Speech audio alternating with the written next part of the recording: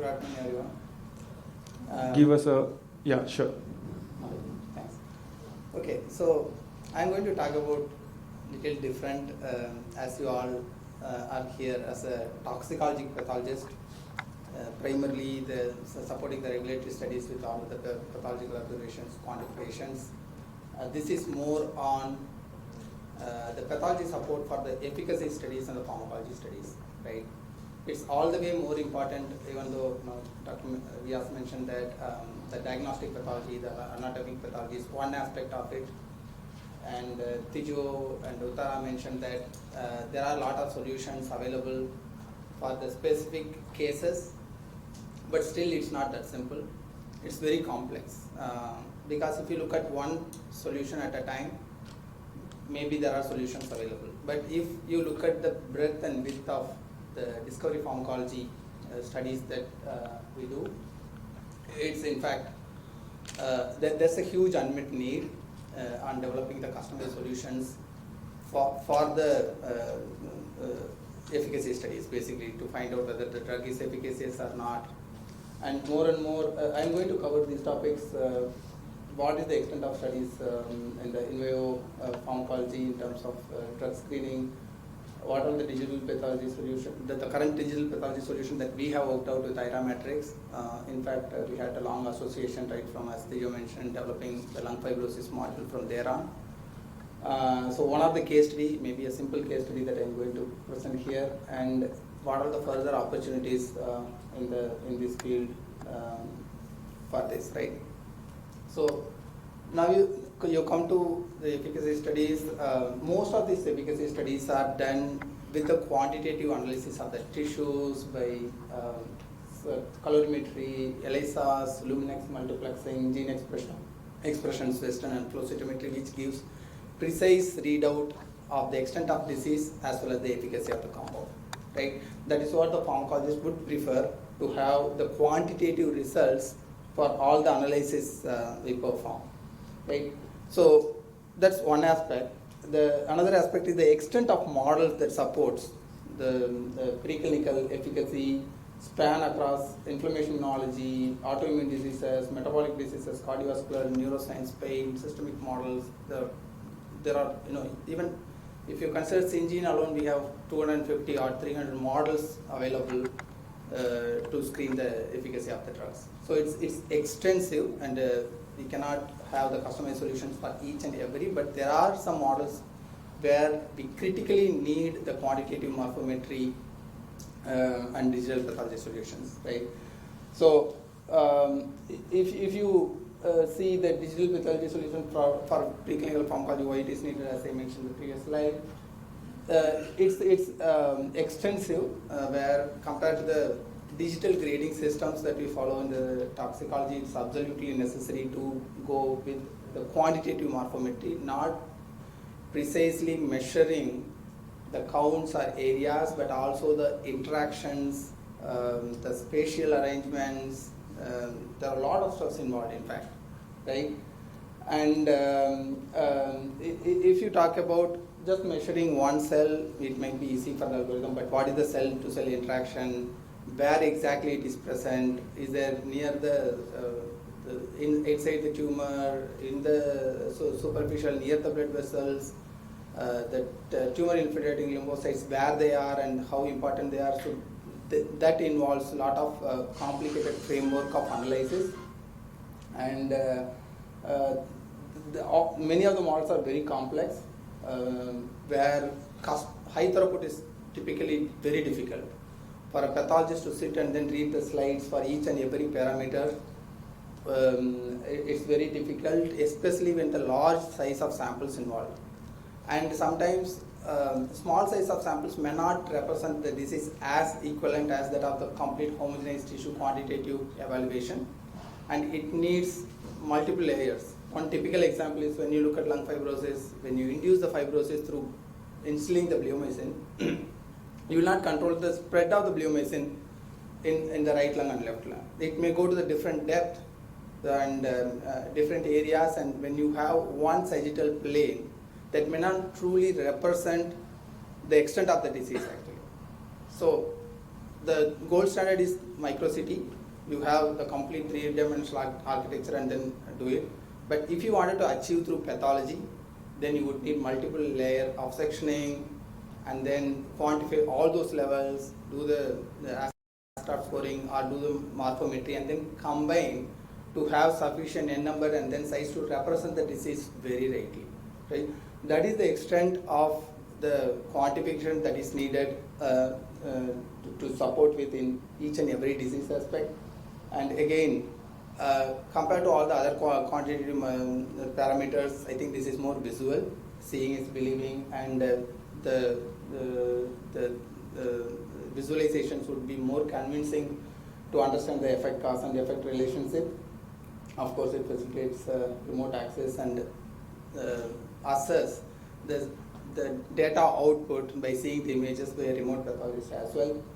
And sometimes the morphomolecular association, as I mentioned, the spatial distributions, the novel marker identifications, all are actually more important. And as Dr. Millian asked, the PBPK and then the QSP, the quantitative system pharmacology, all those needs the quantitative data to put into the systems to arrive at the meaningful output, right? So without quantification, just going by the grading system or non-accurate, non-consistent, non-reliable morphometry would not help in coming to the conclusion, right? So that's the extent of the models and the depth that we would need in the efficacy front. And this was few years back. We started with doing some in-house analysis by taking the random images, look for the quantitations of this bile duct in the H&E. Doing manually is very difficult, as we all understand, if it is a large number of data. And why this was important is this model involved ligation of the bile duct in the mice and rats. And there are two transporters that is involved, IBAT and LBAT in the liver and then intestine. And when you look at the efficacy of one of these inhibitor, you see higher elevation of the bile acid in the circulation and as well as in the liver. So when the higher the bile acid, the higher number of the bile duct proliferation happens. And how to quantify accurately, again, the number of proliferation, the extent of proliferation varies between lobes slightly based on where you ligate and then where is the stagnation that happens. So it's important to capture all the different lobes and come up with the absolute quantification of the extent of disease as well as the efficacy of the drug, right? So to quantify the bile duct, as Nataraj mentioned, we can do it in either the H&E or Mason's trichrome to understand the extent of collagen deposition and the bile duct proliferation.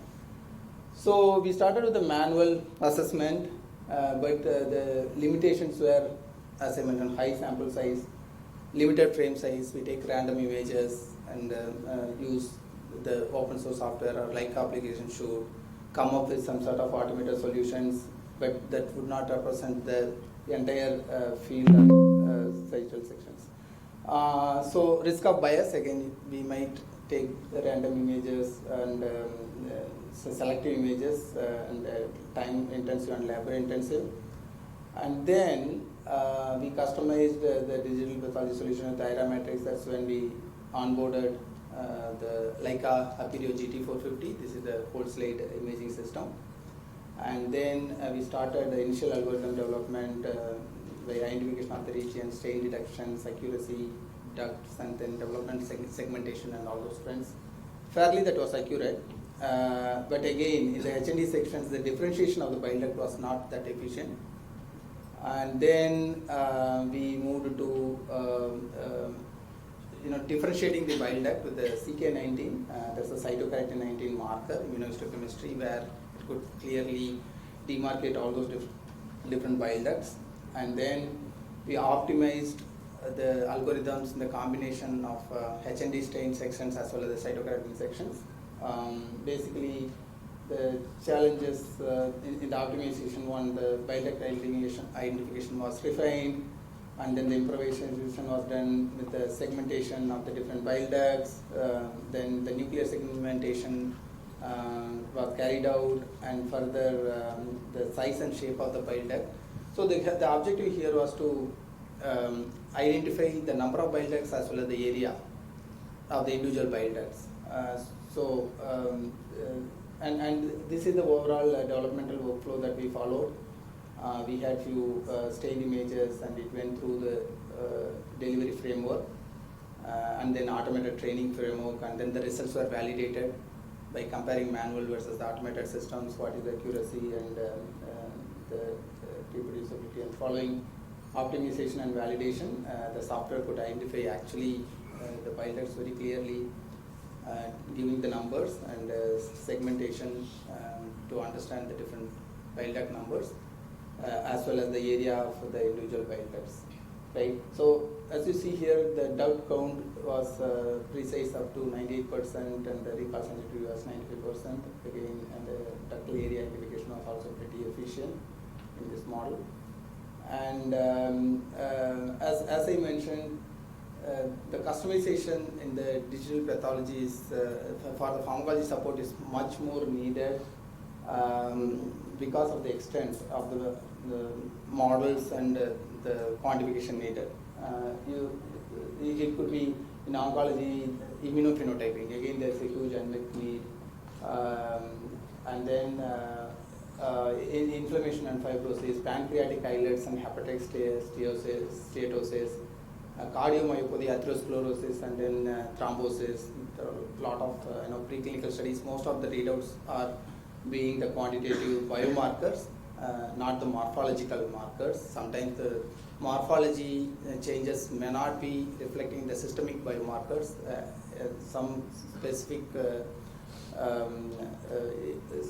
studies need the specific morphological quantification, right? Similarly, neuroscience we talked about, and then multiple other organs as well. And this is the extent of the immunohistochemistry that we do. We have more than 150 immunohistochemical marker optimized, right from the kidney injury marker, angiogenesis marker, DNA damage markers, cancer biomarkers, cell surface markers, so on and so forth.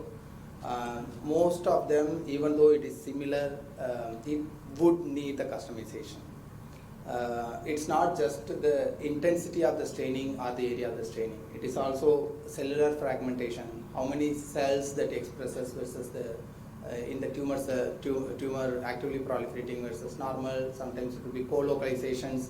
Is it the proliferating cells expresses the marker, or is the quiescent cells? Is it the T regulatory cells, or what type of cell populations, right? So as you see here, all these were achieved by one, the whole slide image scanner, digital Aperio. Second, the automated immunohistochemistry stainer that we have, which also supports a consistent consistency in the staining also, right? So these are the few examples that we regularly do with not only the single immunostaining, but also the double immunostaining. If you see alkaline phosphatase conjugated secondary, and then the DAP conjugated, HRP conjugated primary, could differentiate the colors. Additionally, what we do not have, or maybe AIRA Matrix is developing, is the immunofluorescence. That's also a huge unmet need, where we do a lot of immunofluorescence staining for co-localization of the multiple markers. At this point, I'm not sure whether we have the platform to quantify the immunofluorescence, but definitely that is an area, especially if you wanted to see the relationship and then the co-localization of multiple markers in the same disease conditions, we should actually look at. There are some cutting edge technologies, maybe not in India being used, but outside. Like if you take Comet platform, they have completely the platform with the custom solutions for the immunofluorescence. And they claim that they don't use the secondary antibody conjugated multiple fluorophore as we do. They claim that it's just the primary antibody. If you have any specific primary antibody against that, the specific identified protein, without secondary, they can strip and then stain with the same secondary multiple times, and then identify all those different cell population, up to 32 different markers without the secondary actually. So there are, we have not yet reached to the stage of multiplexing, immunofluorescence, and then the spatial distributions and other. But at least I think this is a very good start, where we should look at least meeting the basic needs of all the quantifications and the bodies needed, and then we should progress thereon, right? So when we started, it was all manual, something like, you have the different, if you have the algorithm, then it identifies the different regions, it quantifies. These are all the regular, I think the modules are there, and we may need some of the customizations, but when you come to the next level of outputs that is expected for the precise pharmacology, for the system modeling, quantitative pharmacology, I think this needs much more output from the AIML based systems than what we currently do. And these are a few images that I taken out from the existing studies, where the pathological controls or the disease controls, where we see beautiful deposition of the oil red lobules, and many of them also infrastructure intensive. We have the cryotomes, and then we cut for many of the oil, fat staining, and OCT sections for many of the antigens, which is hard to retrieve actually, the epitopes. Some of the quantitations here I have represented, but again overall this was already covered by various speakers.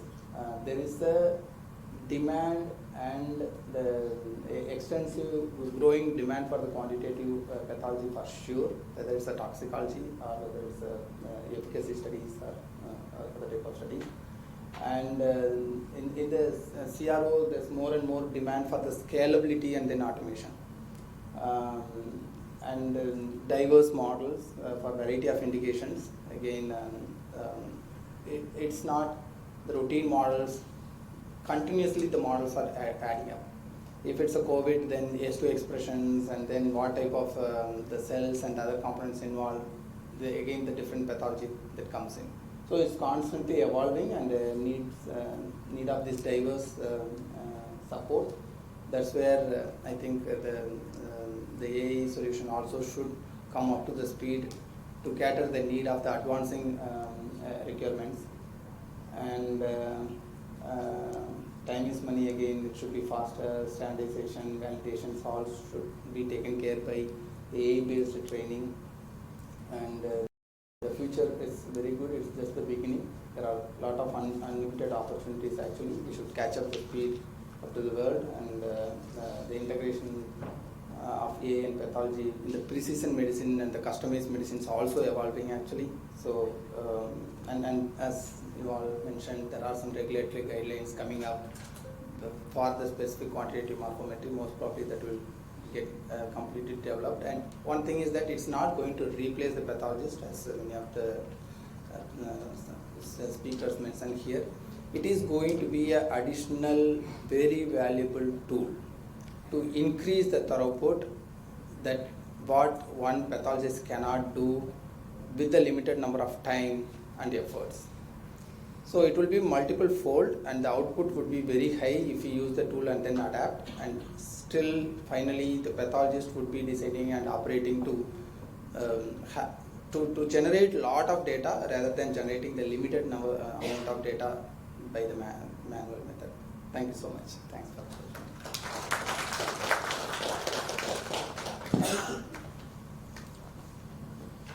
Thank you, Doctor. Questions for Doctor? Dr. Pankaj, you have a question for him?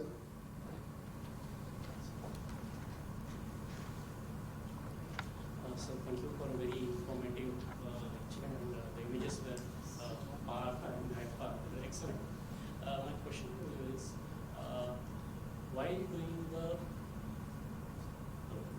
while doing this quantification of the IHC staining, have you come across to a solution that provides particularly the surface-based expression of proteins? How to quantify surface-based? Because there is a variety. Some of the antigens, they are say for epithelial surface, some of them are expressed apically when the cells they are in kind of a naive stage or they are kind of a benign. But when the cell turns malignant, the expression moves to the basolateral surfaces largely, and the apical goes down. So, are there any solutions which can help us in quantifying in preclinical or for that sake even for the clinical specimens? Thank you so much. Yeah, that's an interesting question. So, do we do that now? No. But do we assess that? Qualitatively, yes. And you believe or not, we get 500 core biopsies from human patient samples in one slide. And then we look for the differential expression of this, especially when during the antibody discovery, when it's a completely new antibody and you do not know how the expression is, or even we do not know whether the target is expressed in all the different type of cancer population is not. And in that case, you also do not know whether it's a subcellular or in the surface or in the intranuclear. So in those cases, what we do, we take those 500 core biopsies, maybe benign or even in the malignancy, ductal, serous, serosinar, metastatic, and different. So it includes a panel of maybe 15 to 20 types of each of the tumor in the same slide. Stain, assess. The current assessment is being done by pathologists as a qualitative manner. Out of this, how many tumors expresses in the surface, how many in the cytoplasmic. For that, we should be optimizing the immunohistochemical staining precisely to avoid all the background. It should not be non-specific background. So the slide I showed, I think, if you see the CDK17 expression, it was completely in the membrane. You do not find any expression in the cytoplasm or in another cells. Lot of infiltrating lymphocytes were also there, but it was epithelial in the intestine, just in the cytoplasm. So if you are precise with optimize the staining with the specificity, okay, and this can be manual or automated. That's not going to make a big difference. If you optimize the procedure, even manual works as equivalent as that of the automated immunohistochemical stainer. Once you do that, the solution that we are looking for is, as I mentioned, if some sort of algorithm can be developed to understand what is the cell demarcation first, what is the structure, and that is where the entire system modeling comes in.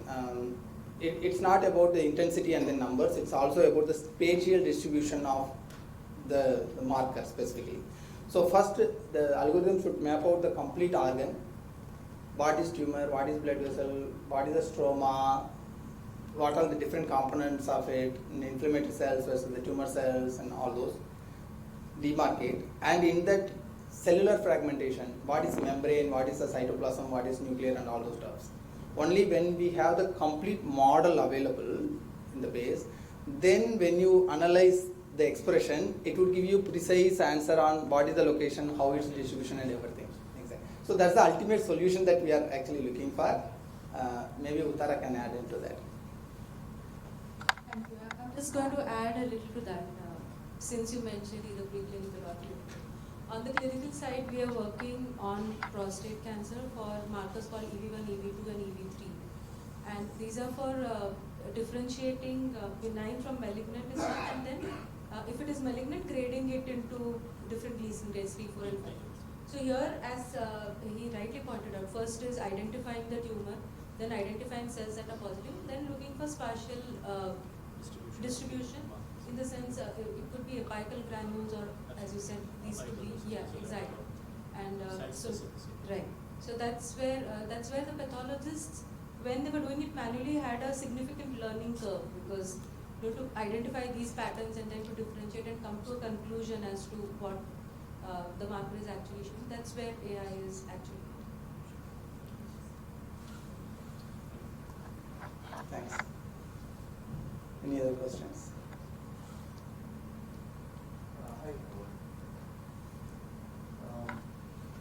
This is a question on, a general question on the quantitative discovery pathology. I have a sense that, and some of that comes from based on our interaction, that the kind of requirements from your clients, that changed over the years, right? So in terms of quantitative discovery pathology side, what is the extent of that change, let's say in the last 5 years? Okay, so it's not about, okay, of course the client all the time wanted the quantitative pathology, okay? So it is about our service offering. Do we have the ready-made solutions available to offer the, cater the need? So that it has always been there, and the clients were always in the mode of asking for the quantitative data. But because of non-availability or the complexity or the time, we could not offer that the complete. But otherwise, if you think that for each of these disease models and the pathology, we have quantitative solution, there is a need in the client, and the client would definitely buy it. So that is the extent of opportunity available there. We are not maybe capitalizing this opportunity, but it is all about our capability, and then showing to the client that this is quantifiable, absolutely, right? Instead of semi-qualitative, quantitative analysis, if you have a superior version of quantified results, of course everyone would prefer that, right?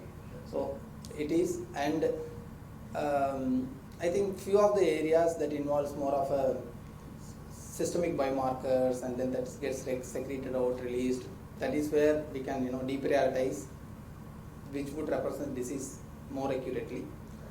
Some models or the efficacy studies involve precisely the morphomolecular and anatomical changes. I think those are the models where we can actually prioritize to have the custom solutions and then push it to the client. So there is a clearly increasing demand. Even if you take, maybe Maruti is here and their company, they are working with us for quite some time. They reached back to you as well, right?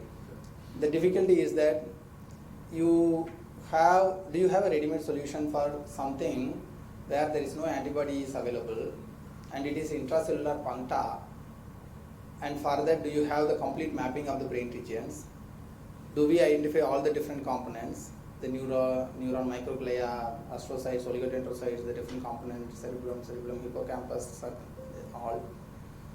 Can you precisely tell that if it's a necrosis, if it's apoptosis, if it is the localization of the specific antisense oligonucleotide into the cells, do we have the solution for it? If we have the solution, immediately, that is the need of the hour actually for that. Sure. Right? So Yeah. the need is always there. Sure. We Sure. have to be Yeah. coming up to the Sure. requirement. Yeah. Thank you. Thank you. Yeah. What is the usual lead time to create The algorithms. yeah. If it is a simple, I think it is as quick as 1 week to 2 weeks. Maybe Tijo can answer. Yeah, so as we were talking about, right? I mean, for some of this solution development using the type of framework that I presented, some of the simple, straightforward quantification solutions can be achieved in 2 to 3 weeks.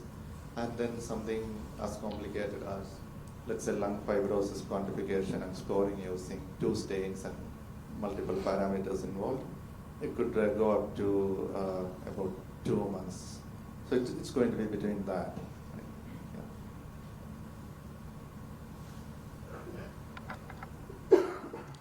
Any more questions for Dr. Ramesh?